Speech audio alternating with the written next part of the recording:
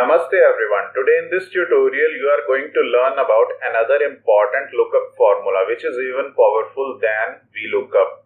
You can see here guys, I have created a hypothetical table containing scores of some students in 5 subjects, and I want to get this information into this table with the help of index and match of course. So let's get started.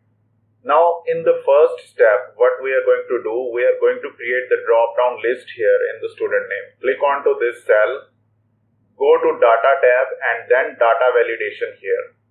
Fine. Click on, and here you can select list, and in source you can select these names. Fine. And OK. You can see the drop down icon appearing here. Press it, you can see all the names you got here in the form of drop down. Now, before I should explain you how to operate this formula, let's first of all understand the syntax, which is very simple guys. You can see table array, row number and column number, only 3 arguments. This is called as table array, and row number and column number. For explaining it better, let us move on to next sheet. You can see here I have created one table for you. This is the table array, and index formula will pick up the value which is the intersection of a particular row and column. Suppose here row number is 6 and column number is 4. You can see the row number 6 and column number 4. The intersection value is this one, which is written in this red cell. This will be the result guys which you are going to get with the help of index formula. Fine. I hope you understood. Let us understand it with the help of problem. Now here, before I should type here the index formula, I want to tell you one more thing. Let us name this table again. You can see I can select this table array. I'm going to name it. Why I'm naming it, I will tell you later on. You can see this is called as the name box, and I have already named it as data_1. You can name it anything, whatever you want. Let me name it again and show you. Data_1. Fine. And then I'm going to name this one, this particular column. So you can see I have written name_1. I have named this table array as name_1. Similarly, you can name this one also. You can see I have written subject_1 in this name box. So fine. Let us first of all type the formula here in this cell, equal to index array. Here instead of selecting this table, I can type here data. You can see the data_1 is in the top of the list here, which I have recently named. You can select with the help of tab. Now you don't need to select it again. It is selected already. Now, row number. What will be the row number? You can see I want to check the scores of Lokesh. Now Lokesh here is in 5th row. Fine. So I will type 5 here. And then column number. I want to check the scores in physics. Now for physics we have column number 2. Starting from here, A, B. So 2 here, close the braces, enter. You can see Lokesh scored 46 marks in physics here. Fine. Now I want to make this formula dynamic because I don't want to change row and column number again and again in each cell. So how could I do that with the help of match formula? Match I have already told you in one of my video. So first of all, let me show you something here in this cell. Now for row number, so I want to check the row for Lokesh here. Fine. I will type here equal to match lookup value. I want to check row for Lokesh. You can see Lokesh I have selected, and then lookup array here.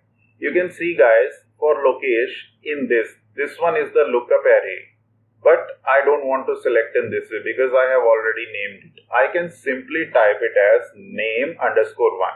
You can see here name_1 in second form you can select with the help of tab.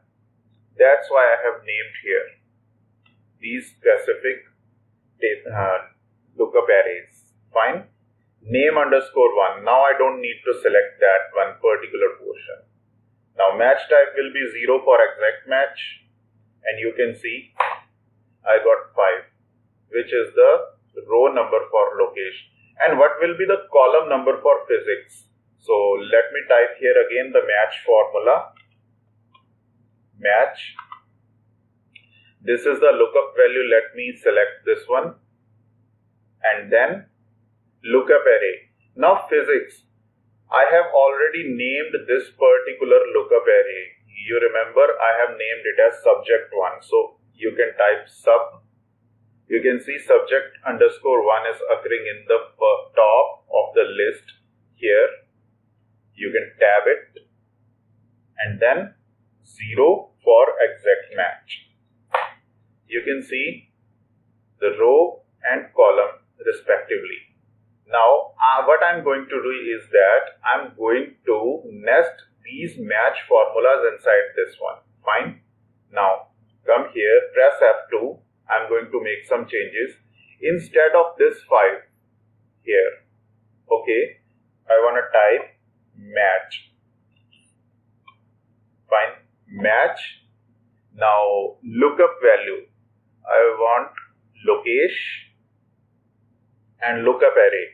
Now for location. Location is in this one row. Column. I have named it. What was the name? That was name underscore 1. So you can see the importance of naming the arrays.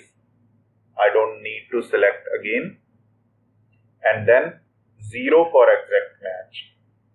So now, what does this implicates? It implicates the row number. You can select this much portion and see its value by pressing F9. Press F9. Now you can see 5 here, which is exactly the same. That means we are going on the same track. Control Z, bring in same position. Now further, I don't want 2 here, I want match. Fine. Match lookup value. Now this subject will be the lookup value because now I want to track the column of the particular subject. Fine. Now lookup array. What will be the lookup array for this one, which we have named as subject 1. You can write sub 1. You can see it is in the top of the list. Select with the help of tab, then 0. Fine. And then close the braces because you have 2 braces here. One for completing this match and another for index formula. Fine. Now you can enter. Now, if I will just drag it with the help of filler handle, I will not get the result. Why? Because I have to make some changes here. Fine. So let me make that changes. So press F2 again. Now I have to fix something. Now you can see after naming the table array, you don't need to put any $sign in front of that. It is already selected. Data 1 remains data 1 all the times. Now here you can see guys in J1 I want this cell to be fixed. Whatever value will be changed here, the same value will be tracked inside this match. So here I will press F4. You can see I have fixed this cell with the help of $sign. By pressing F4 you can fix it. Now further in I2, I think I don't need to fix anything and it will automatically track the correct value. Now fine. Now if again with the help of filler handle you drag it, you can see the result. So you can see now I can change the name here with the help of drop down. Whatever name you change, you will get the data according to that. You can see how this is being changed. Fine.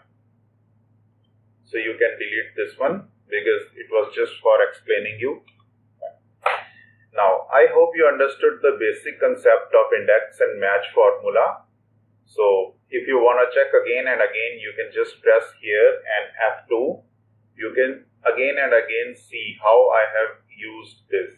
Watch the video again and again if you don't understood any of the concept, and leave the comment in the comment box. In case you have any problem, I will solve it in the next video. Thank you. I hope you like the videos, guys. So do subscribe and like my channel. Thank you.